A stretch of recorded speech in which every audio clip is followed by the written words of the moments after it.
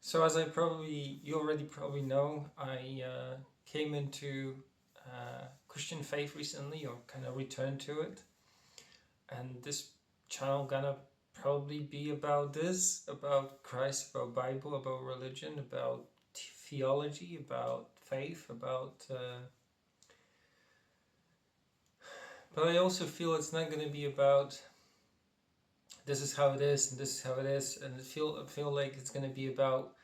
Well, let explore it together in that sense, and give glory to the God, and rise and shine in that sense, because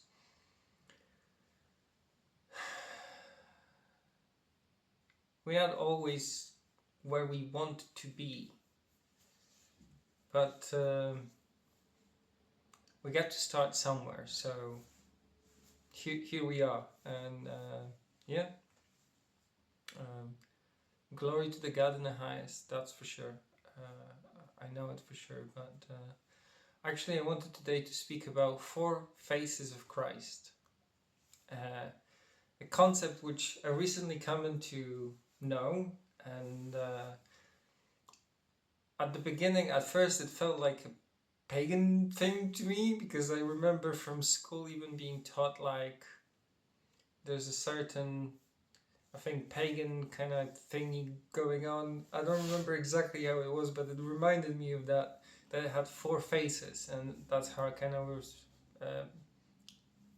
That's how my mind kind of linked and clicked it together. But apparently that's not the case, and there's 4 faces of Christ, and I didn't know what it was. And when I first heard it, it was like, what? 4 faces of Christ? I mean, doesn't it sound too much pagan, or maybe too much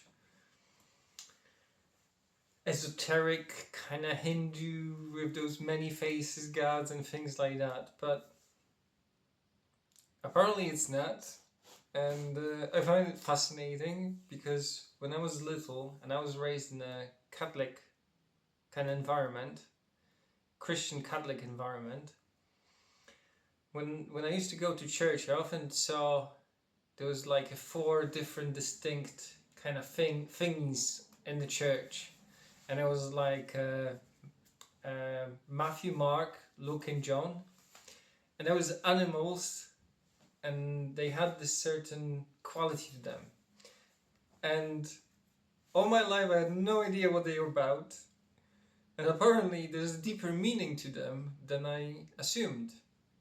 And I even remember when I was a kid, like just like, I don't know, 7 years old or something like that, going there, and in our church, if you were a kid, you had to go right to the front of the church, and there was a special kind of benches there, and those signs, those symbols, this iconography kind of was like in front of it.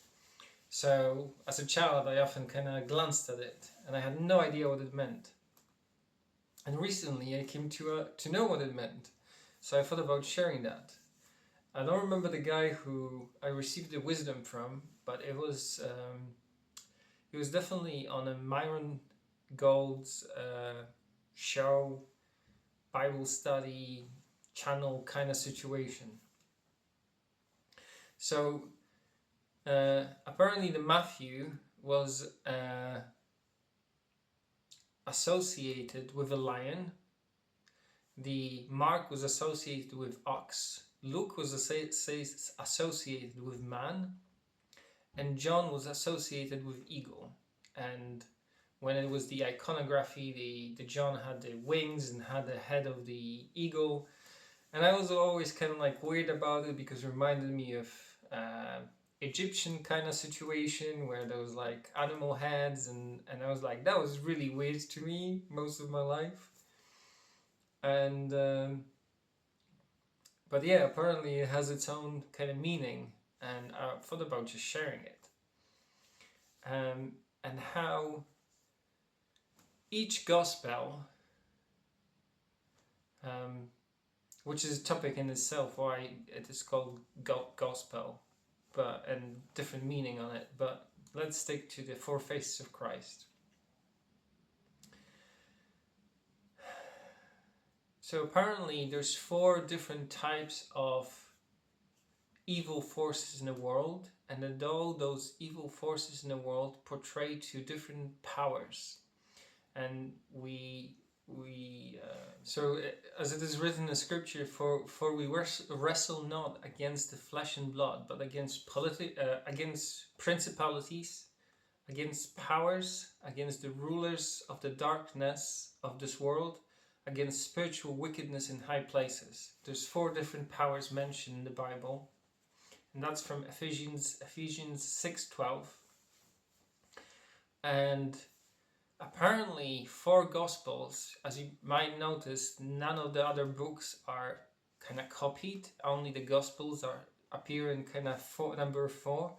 And apparently each Gospel is associated with a different animal, different power, which is counter power to the dark power.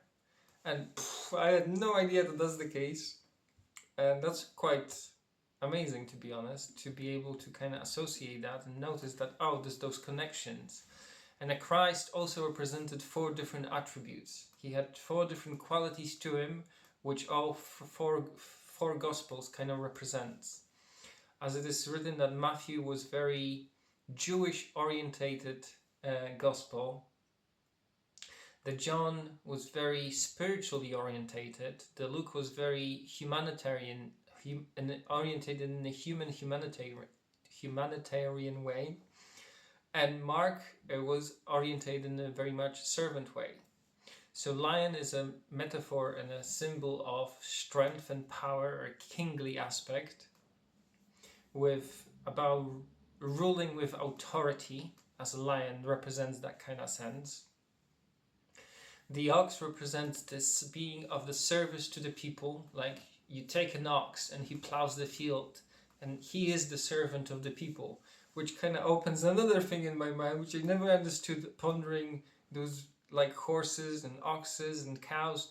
They're so, in a sense, mighty, powerful, especially in relation to humans, because they could kind of trample us, but at the same time they're very, well, now I couldn't find a word, but now I understand they're humble, they're in a serving aspect. The look represents the human aspect, the humanitarian aspect, the compassion aspect, healing the broken and lifting up the poor. And a John, and as you find in the Bible, it starts not like the other kind of Gospels, but it starts with, in the beginning there was Word, and the Word was with God, and the Word was God. And that represents very much a spiritual aspect, very much a wide scope view on life, which symbolized the ego, which has a high view and overview on life, which, and I now understand that God kind of gave me that view when I was given the ability to kind of jump from a airplane with a skydive thing. And maybe you haven't had this experience, but you maybe had the experience of being on a flight, taking a flight, going in an airplane in heights, and you can see that from that above, everything seems so small and so as if not important, because you take the higher position, you take the higher point of view. And as much as that's also amazing and important, if you have just that view, then you might feel like you're above everything, which is not really balanced, which is not really grounded, which is not really coming down to the earth and grounding that high view and having that connection to that spiritual view that in the end, life is always bigger than whatever we're going through. And Jesus being a perfect servant, a perfect Lamb of God, and a perfect teacher, he didn't rose up to spiritual heights and stayed there and waited for people. He rose there and came back to earth, and in that sense embodied those 4 different aspects of 4 different kind of faces of what it means to really embody those life fully. So he had the spiritual view, but he also had his humanitarian aspect of the heart towards people around. But at the same time, he was a servant, and he was serving and humble while being like a lion, courageous and brave, which is just mind-blowing that it's all there, and it's all kind of comes together in this beautiful kind of way. And all those four powers represent that in all those four aspects of life, there are powers of darkness which can twist the purity and innocence of those powers. And the Christ was counterbalanced to purify those. He purified the spiritual, but he also purified the kingly, in a sense, being a king, but also purified the servant, while at the same time purified the humanitarian, because he showed the way of all of those. Again, those who have ears, let them hear.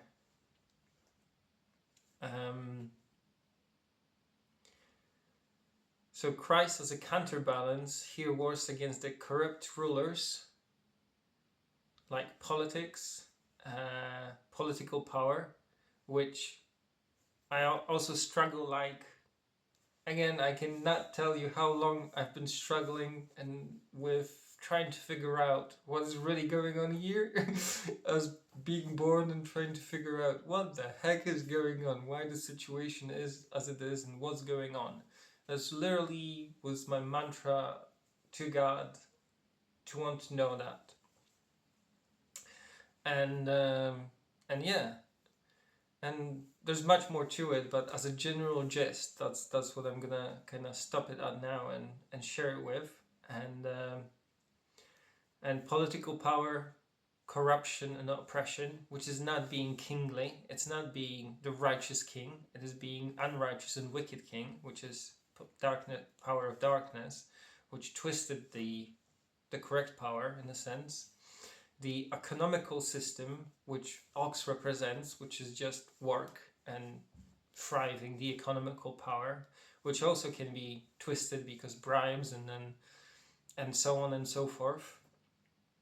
About the greed, exploitation, about the greed on putting too much on people, too much work, and not being in the balance of how the Godfather wants us to be and wants this life to be and this world to be, and it's not there.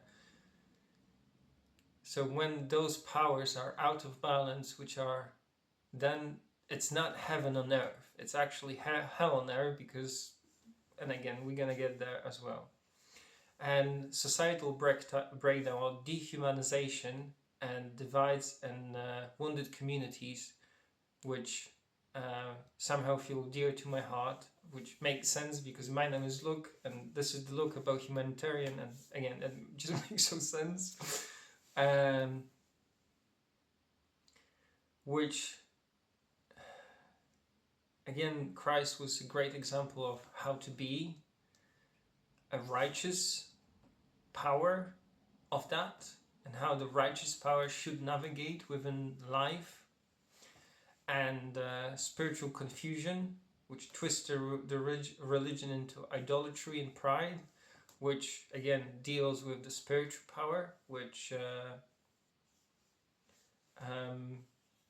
yeah, and well, I hope that this aspect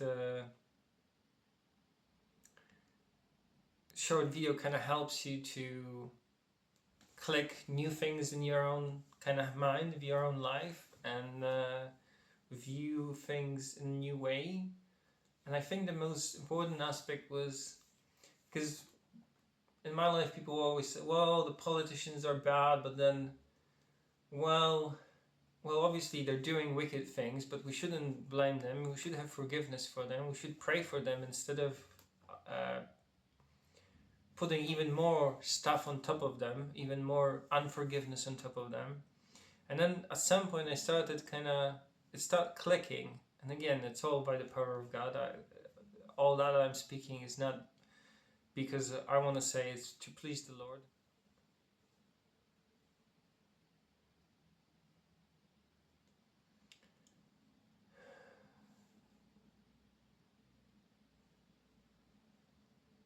And at some point I started realizing that, and it was due to my own experience and my own attempts to do good in the world, that as you step into your role and try to good in the world, you're gonna kind of, as it is said, we wrestle not against flesh and blood, and we wrestle about da da da da, and